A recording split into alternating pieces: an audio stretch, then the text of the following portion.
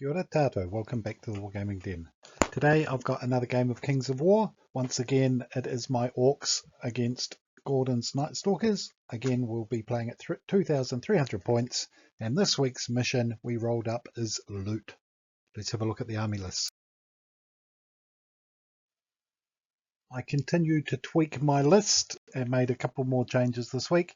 I've got a long axe regiment, an axe troop, an axe horde with a brew of sharpness so that they're hitting on a 3+, the two troll hordes, one's got the staying stone, the other's got Jesse's boots so they can get through bad going, a Gore rider troop with skirmishers boots, a Gore rider regiment, two war drums. Big change this week. I thought I would try a giant, maybe a bit more support going through bad going might be in order.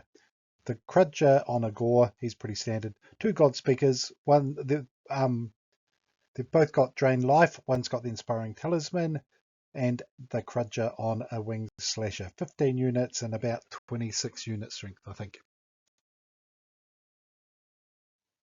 And here we have Gordon's Nightstalkers. If this looks very familiar, it's probably because it's exactly the same as the last 3 or 4 games he's played. As I've said before, once he's got a list, he just focuses on playing it, which is a skill that I have yet to master. Tweaking is my middle name. He's got the two Scarecrow hordes, a Tormentor regiment that usually pops in behind one of the Scarecrows, the two Butcher hordes that are usually a pretty solid middle, the two Shadowhound regiments that just cause me all kinds of dramas. I need Ogre Warlocks with lightning bolts to deal with those, but I'm not going back to Ogres at this stage. I will endeavour to persevere with the Orcs. He's got a Terror with Barkskin and a Horror, and I get those two round the wrong way. The big one apparently is the Terror, and the small one's the Horror, but meh, they are what they are.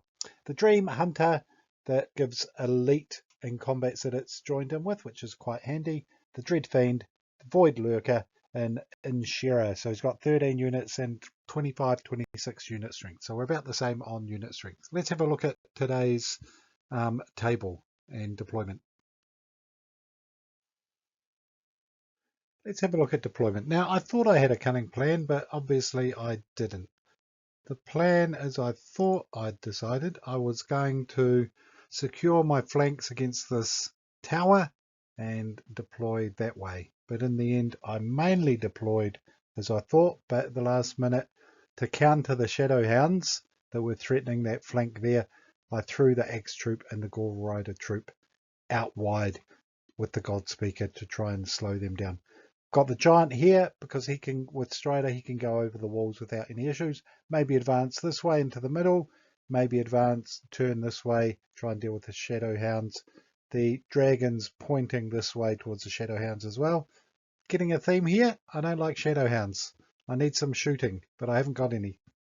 I've got the Axe Horde deployed here so that they've got plenty of open ground in front of them to advance. It's loot, so there are 3 loot counters spread out across the middle. Gordon put this one quite a bit over so that I wasn't able to put another one in between them. Very sneaky, so I had to go that way. Got the Bruiser, the Trolls with Jesse's boots here. No, sorry, that's the Sandstone Trolls. That's the Jesse Boots Trolls there, so they can go for a swim.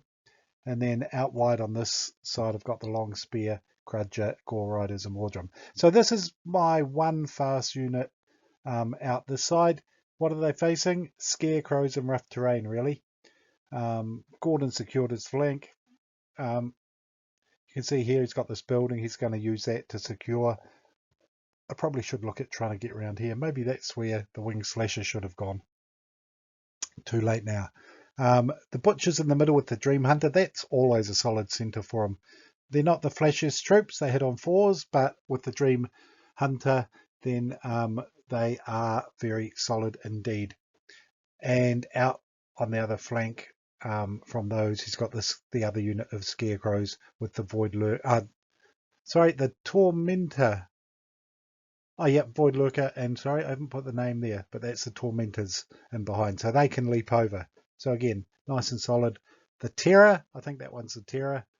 There's Inshira, and they're those Shadowhounds, and they're lining up to whiz down this flank and try and turn my list. And I don't want to get pulled into fighting over here. I want to go forward if I can. So yeah, again, interesting deployment. I changed my mind the last minute. The Gore Riders were going to go this way as well, and possibly they should to counter those Shadow Hounds, but I wanted to try and get wide and maybe put some pressure on this flank here. But let's get on to have a look at turn one. And let's just have a look down the Nightstalker lines. There's the new Void Lurker at the back, waiting to get into action. The Shadow Hounds, they're public enemy number one. There goes my Giant, my Axe Horde. Trolls, more Trolls, Long Spear, Gore Riders. So, ready to rumble.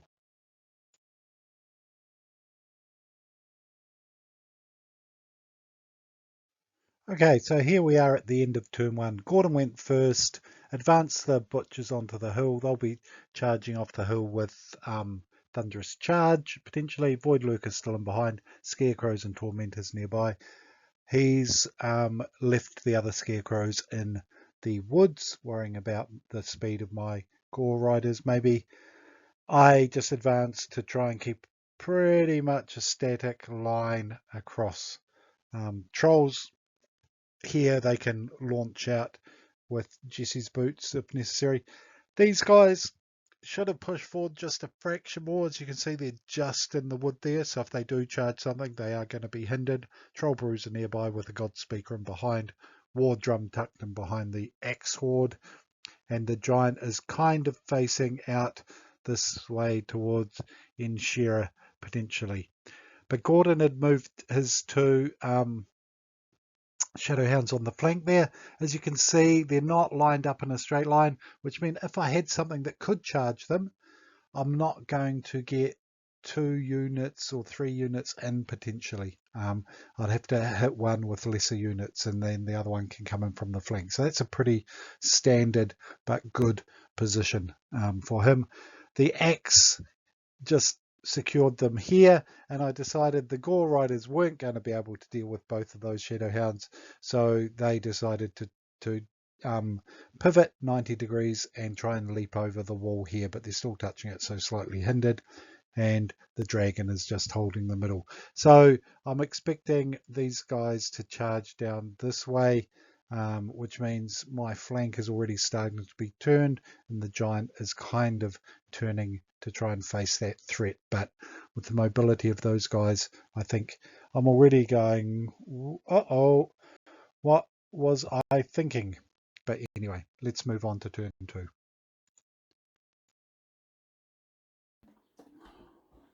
Turn two, Gordon came charging down here with Ishin Shira, whatever she's called, and the Shadow Hounds killed my troop and has set himself up for a nice angled charges along the line there. Otherwise we are jockeying for position. So Orcs, how are they going to counter this threat?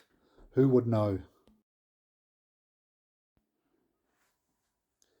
Death or glory. We killed some scarecrows. That's 125 points of goodness.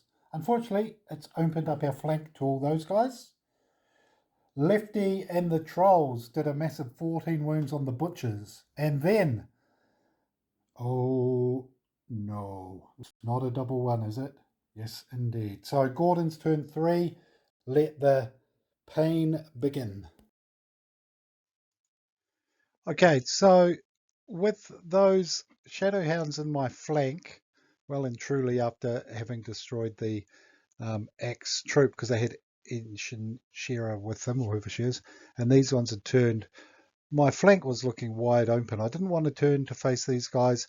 I did consider pivoting the Axe Horde to counter these guys, maybe, but that would have potentially opened up their flank this way to the Tormentors of the Void Lurker. So I decided my best bet was going to be charge forward, kill the Scarecrows, do a turn afterwards to reposition if necessary. The Trolls and the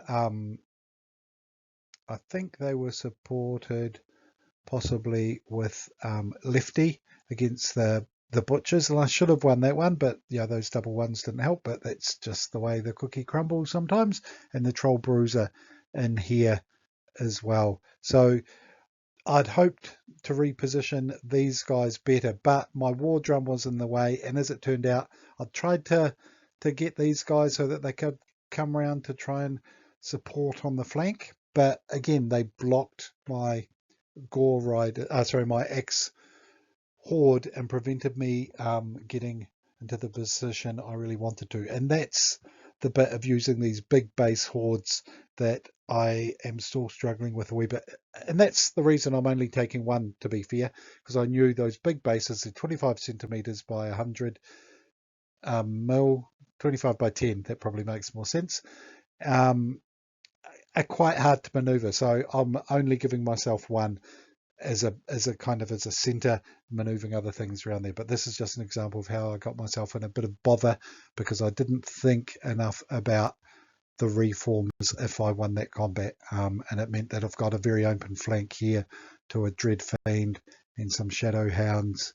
I've got a Terror there, so yeah, didn't quite come off. I knew I was going to be in trouble, so I just wanted to try and punch through the center before my flanks gave way, really. And you know you're in trouble when you've got Shadow Hounds with 40 attacks in one flank, you've got Tormentors in the front. My Troll only advanced after combat 1 inch, which meant that there was still an opportunity here for the Void Lurker to just charge in here.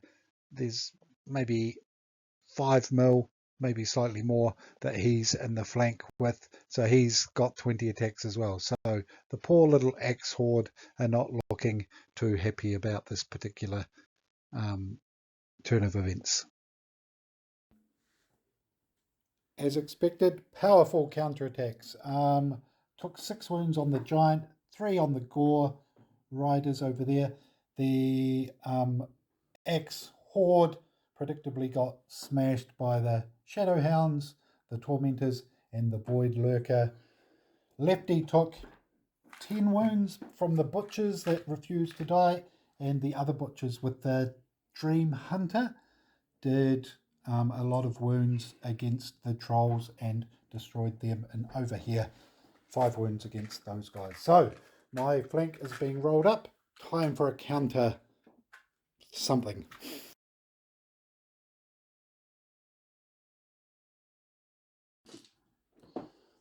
Needed a 6 to kill them. I got a 4 with the reroll. I didn't do enough on the Butchers, but did 9, I think.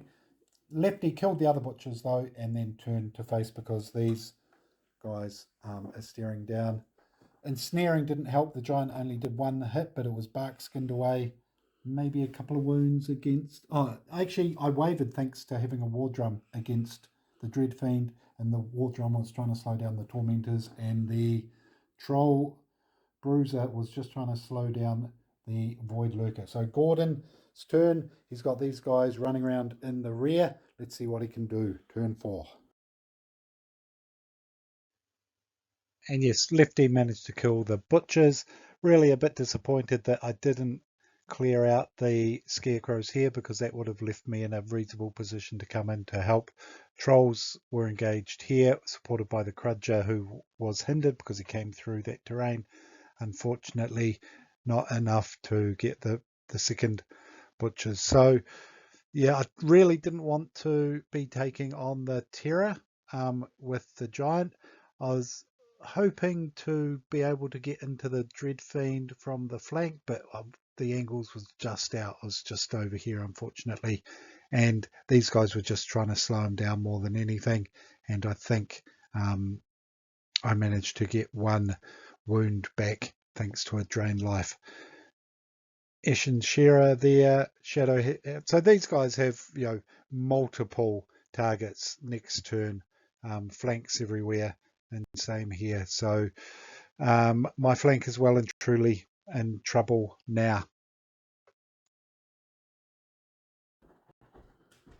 Okay, Gordon killed the long spear, killed Lefty, killed the Troll Bruiser, killed the War Drum, killed the killed the Gore Riders and wavered the trolls. So not a lot left to do anything with, but onto my turn 4. Do you think I can blame this on that double one earlier? All I can say is ouch. Ouch, ouch, ouch, ouch, ouch, and wavered. This is not looking good, ladies and gentlemen. Yay, we killed the scarecrows. We killed the butchers. We didn't do much over there. And we failed to kill the Dreadfiend. We rolled a 4. So what's that? There's a terror thing in the flank of Smashy the Giant. So on to Gordon's turn 5. And it's looking very dicey if you're an orc.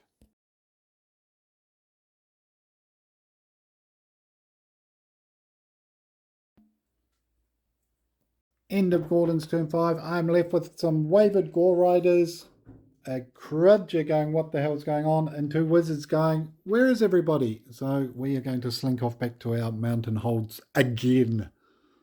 My goodness. Ouch. That didn't quite go to plan. That didn't go anywhere near plan. Not ideal by any stretch of the imagination. I let those Shadow Hounds get around my flanks again, and from there on I was in all sorts of trouble. The Axe Horde not being able to turn enough because I'd got my units too close didn't help at all, but I can't blame anyone for the mistakes in that one except for myself. That was a very clinical display from Gordon. So we'll play Gordon. Back to the drawing board and see how we can recover from this one for next week's game. Yeah, I need to come up with a better plan against those Shadow Hounds, I think. Gordon wasn't overly impressed by the Giant. I didn't think it added a great deal. I just thought it would be good in bad going. But again, it's pretty swingy. And I think, personally, I find the Trolls a bit more dependable in that they've got 18 attacks most of the time, whereas the Giant's anywhere between 9 and 18, depending on what it's up against. Sure, it hits like a freight train if it does hit, but it doesn't do a great number of attacks very often for me. So yeah, I think he may go back to a second unit of Gore Riders and see if I can free up some points for something else from there. But yes, a very comprehensive defeat and a good lesson on how to utilize flanks and get your enemy into all sorts of trouble for those that are interested in such things. So that's the end of the game and this week's battle report. Until next time, thanks for watching. Ka kite anō. Take care. Bye for now.